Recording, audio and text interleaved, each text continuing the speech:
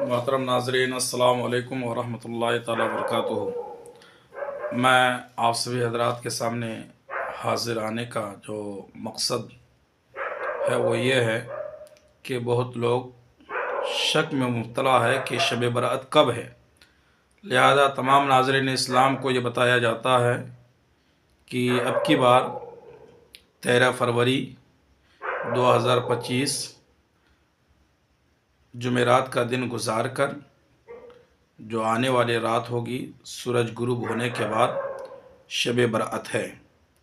لہذا میں امید کرتا ہوں کہ آپ سبھی حضرات بھی شب برأت کا بہت ہی اہتمام اور انصرام کریں گے۔ لہذا اس رات کی بہت بڑی فضیلتیں آئی ہیں۔ جو شخص اس رات کو عبادت و ریاضت کرتا ہے، اللہ تبارک و تعالی اس کو بے شمار ثواب عطا فرماتا ہے۔ حدیث پاک میں یہ بھی آیا ہے کہ قوموا لیلہا وصوموا نہارہا، یعنی آنے والی جو رات ہوگی، شب برأت کی رات ہوگی، اس رات کو جاگ کر عبادت کرو اور دن کو روزہ رکھو۔ مطلب 15 شعبان المعظم کا جو دن ہوگا، جمعہ کا دن، اس میں روزہ رکھا جائے گا، اور جو جمعرات کا دن گزار کر کے جو شب جمعہ لگے گا، لہذا وہ شب جمعہ 15 شعبان المعظم کی رات ہے۔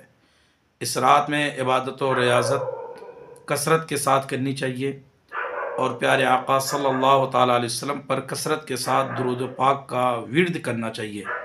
میں امید کرتا ہوں کہ آپ سبھی حضرات بھی اس رات کو ضائع نہیں کریں گے، عبادت و ریاضت کر کے اپنے رب کے حضور توبہ و استغفار کرنے کی آپ سبھی حضرات کوشش کریں گے۔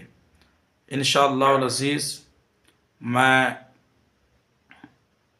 ایک حدیث پاک آپ سبھی حضرات کے سامنے پیش کرتا ہوں۔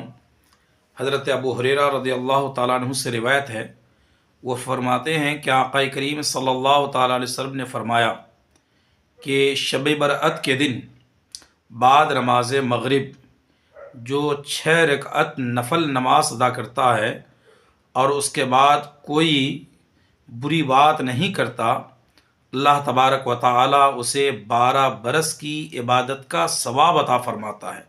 سبحان اللہ۔